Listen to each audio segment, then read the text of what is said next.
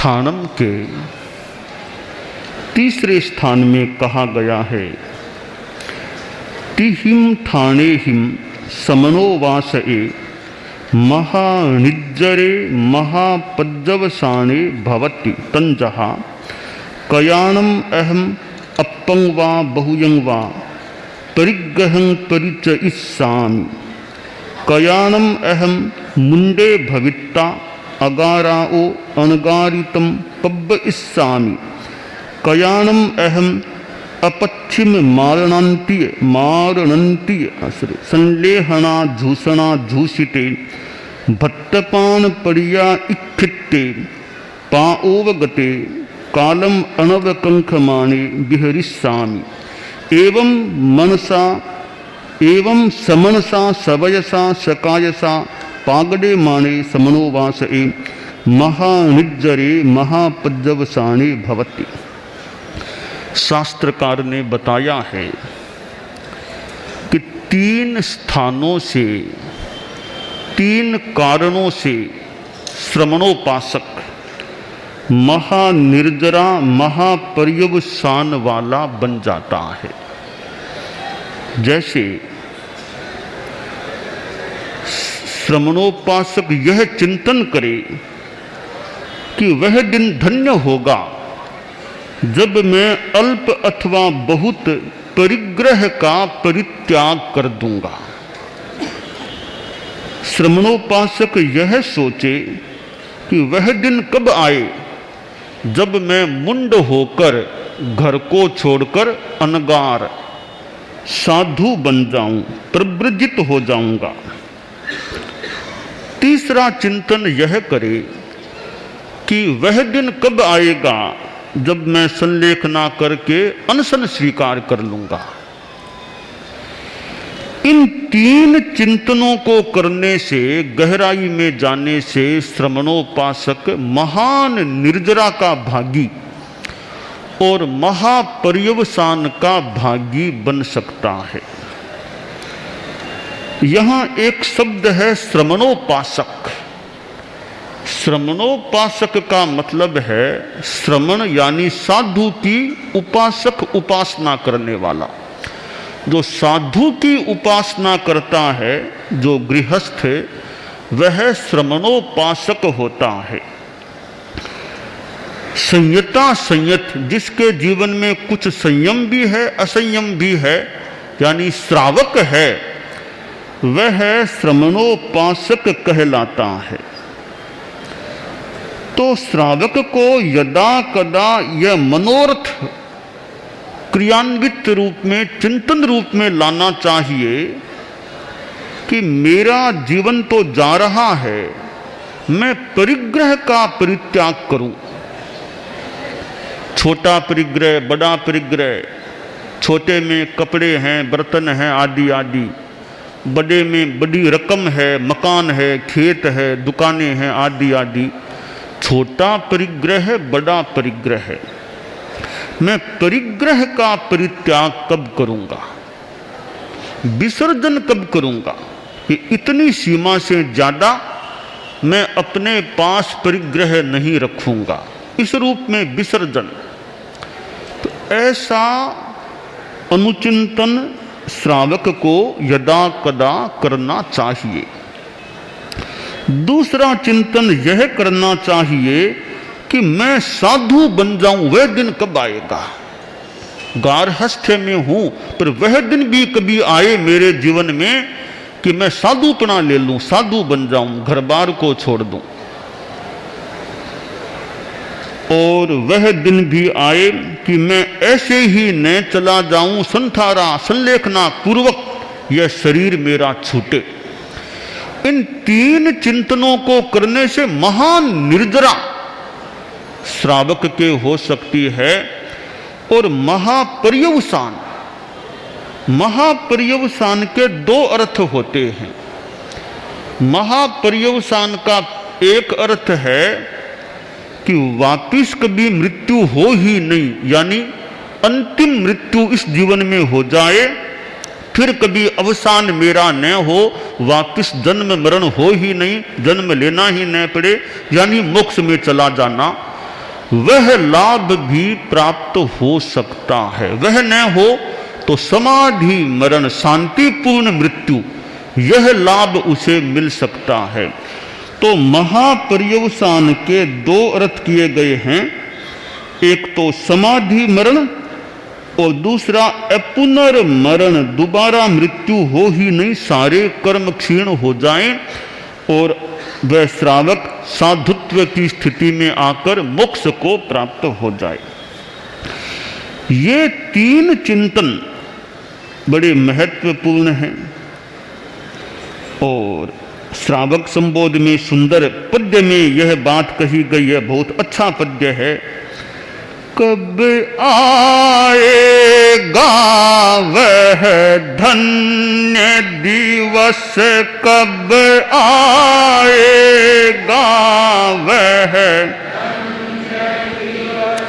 जब अपरिग्रही बनूंगा मैं, जब अपरिग्रही बनूंगा। कब आएगा वह धन्य दिवस, कब आएगा वह धन्य दिवस। घर त्याग मुनि व्रत लूंगा मैं, घर त्याग मुनि व्रत। कब आएगा वह धन्य दिवस, कब आएगा वह धन्य दिवस। अनशन आमरण करूंगा मैं, अनशन आमरण करूंगा मैं। जीने के मोह मोत भय से, जीने के मोह मोत भय से।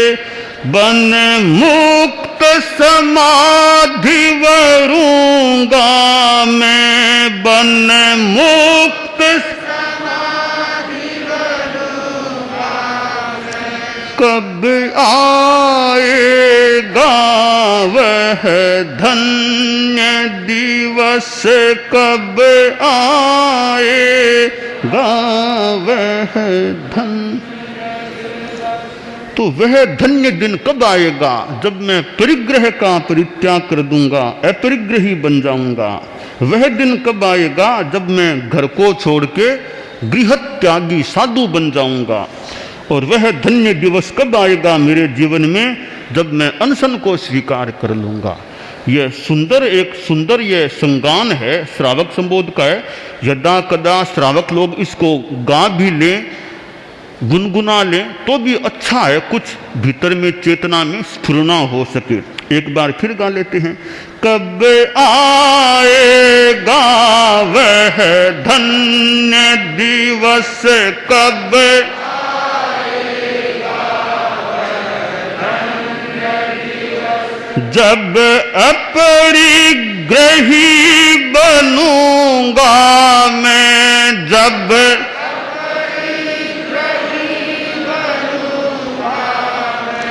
कब आएगा वह धन्य दिवस।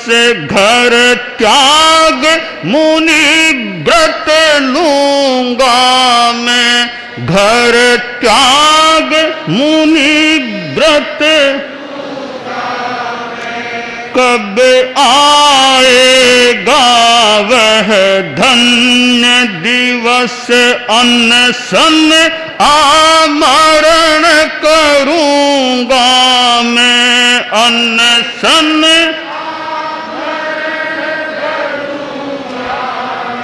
जीने के मोह मोत भय से, जीने के मोह मोत भय से।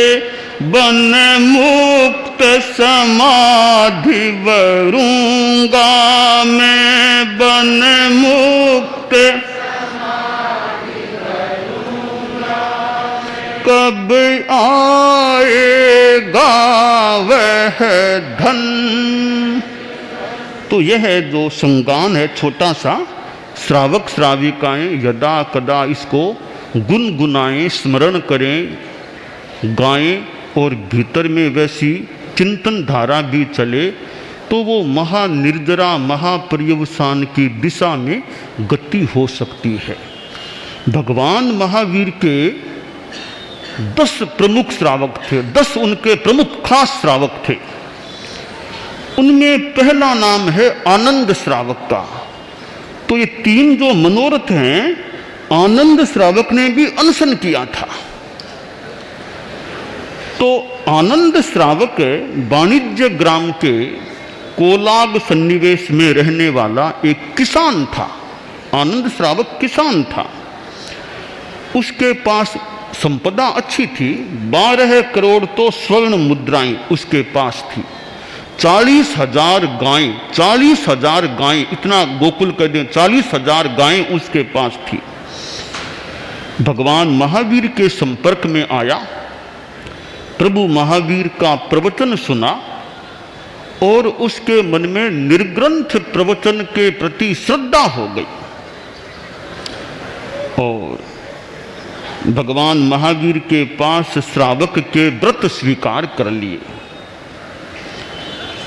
फिर उचित अवसर देखकर श्रावक की 11 प्रतिमाएं हैं, दर्शन प्रतिमा, व्रत प्रतिमा आदि आदि, एक एक करके 11 प्रतिमाओं की भी साधना की। फिर जीवन में लगा अब तो शरीर की स्थिति ऐसी है तो अनशन करना चाहिए। तो उसने संथारा ले लिया, अनशन भी कर लिया और अनशन में उसे अवधि ज्ञान हो गया, अतीन्द्रिय ज्ञान, अवधि ज्ञान हो गया। उन्हीं दिनों वाणिज्य ग्राम के दूतीपलाश चैत्य में भगवान महावीर का आगमन हुआ। उस दिन गणधर गौतम, भगवान महावीर के प्रमुख शिष्य, उनके 2 दिनों की तपस्या का, बेले का पालने का दिन था। तो वे भिक्षा के लिए नगर में गए। लोगों के मुंह से सुना कि आनंद श्रावक तो संथारे में है। तो गौतम स्वामी ने सोचा मैं भी जाऊं, दर्शन दे दूं, धार्मिक संबल भी दे दूं, जो भी। तो वे दर्शन देने के लिए आनंद श्रावक जिस पौषधशाला में था अनशनस्थ, वहां पधारे। आनंद ने देखा गौतम स्वामी पधारे, बहुत प्रसन्न हुआ कि आपके दर्शन मुझे प्राप्त हो गए। आनंद बोला कि मुनिप्रवर, मैं शारीरिक अक्षमता की स्थिति में हूं, तो आपके निकट आकर तो मैं बंधन नहीं कर सकता। आप कृपा कर मेरे निकट पधार जाओ तो मैं आपके चरणों का बंधन कर लूं। मैं तो अक्षम हूं चलने फिरने में। गौतम स्वामी उसके पास पधार गए और आनंद ने 3 बार मस्तक झुकाकर उनके चरणों में बंधन किया, नमस्कार किया। फिर बोला, एक मेरी जिज्ञासा आपसे है मुनिप्रवर, कि गृहस्थ को गृहवास में रहते हुए अवधि ज्ञान हो सकता है क्या? गौतम स्वामी ने कहा भी अवधि ज्ञान तो हो सकता है, गृहस्थ को भी हो सकता है। का बनते मैं भी काफी ज्ञान संपन्न हो गया हूं और पूर्व पश्चिम और दक्षिण दिशा में लवण समुद्र के 500 योजन पर्यंत क्षेत्र को मैं अपने ज्ञान से जानता हूं, देखता हूं। उत्तर दिशा में चुल्ल हिमवंत बवसदर पर्वत पर्यंत क्षेत्र को मैं जानता देखता हूं। ऊर्ध्व दिशा में सौधर्म कल्प पहले देवलोक तक मैं जानता हूं, देखता हूं। और नीचे में रत्न प्रभा पृथ्वी के लोलुयच्युत जो भी नरकावास पर्यंत क्षेत्र को मैं जानता देखता हूं। गौतम ने यह बात सुनी कि क्या बात कहते हो आनंद, इतना बड़ा अवधि ज्ञान गृहस्थ को हो नहीं सकता। तुम देखो संथारे में हो, तुम झूठ बोले हो, तुम मृषा बोले हो, तुमको इसका प्रायश्चित आलोचन स्वीकार करना चाहिए। तुम संथारे में होकर के असत्य बात तुम बोल रहे हो। इतना बड़ा अवधि ज्ञान हो नहीं सकता गृहस्थ को। आनंद बोला, मुनि प्रवर, जिन शासन में सत्य बोलने वाले को प्रायश्चित आता है या और किसी को आता है? क्या सत्य बोलने वाले को भी प्रायश्चित आता है क्या जिन शासन में? का नहीं नहीं, सत्यवादी को तो सत्य बोलने का प्रायश्चित नहीं आता है। तब आनंद बोला कि मुनि प्रवर, तब तो प्रायश्चित आपको ही करना चाहिए, मुझे नहीं। आलोचना प्रायश्चित आपको ही लेना चाहिए, मुझे लेने की जरूरत नहीं है। यह बात सुनी तो गौतम स्वामी संदिग्ध हो गई, क्या मैंने कोई गलत बात कर दी है क्या? वे सीधे भगवान महावीर के पास गए और सारी घटना सुनाई। ऐसे ऐसे मैं आनंद के पास गया, यह मेरी उनसे बात हुई। तो गौतम बोले, भगवान, जो अवधि ज्ञान के बारे में मेरी बात हुई है आनंद श्रावक से, आप यह फरमाएं कि प्रायश्चित का भागी मैं हूं या आनंद है? भगवान महावीर ने कहा, गौतम, प्रायश्चित तो तुम्हें ही आना चाहिए, तुम भागी हो प्रायश्चित के। आनंद ने सही कहा है, उसको इतना बड़ा अवधि ज्ञान हो गया है, तुमने उसका प्रतिवाद किया, वह तुमने गलत किया है। कि तैत भगवान, अब क्या करूं? क्या करो? वापिस जाओ आनंद के पास, उससे क्षमा याचना करो, तुमने गलत बात कही है। गौतम स्वामी वापिस आनंद की पौषधशाला में पहुंचते हैं और कहा, आनंद, तुम्हारी बात सही है, भगवान से कन्फर्म हो गया है सारा कि तुम्हें इतना बड़ा अवधि ज्ञान हुआ है। मैंने जो प्रतिवाद किया था तो मैं दोष का भागी बन गया हूं, मैं तुमसे क्षमा याचना करता हूं, मैंने तुमको वह बात कह दी थी, गलत बात कह दी थी। आनंद तो नतमस्तक हो गया कि मुनि प्रवर, आपकी उदारता है कि आप क्षमा याचना के लिए वापिस मेरे पास पधारे हो। 1 महीने का अनशन आनंद को आया। 1 महीने का अनशन संपन्न कर वह प्रथम स्वर्ग, प्रथम देवलोक में जाकर के पैदा हुआ। उसका श्रावक जीवन काल 20 वर्ष का रहा। तो यह एक श्रावक का थोड़ा सा विवरण है आनंद श्रावक का, कि अनशन श्रावक करने की भावना रखे और अनशन में किसी किसी को अवधि ज्ञान भी पैदा हो सकता है। तो श्रावक के लिए ये 3 महत्वपूर्ण चिंतन की बातें बताई गई हैं।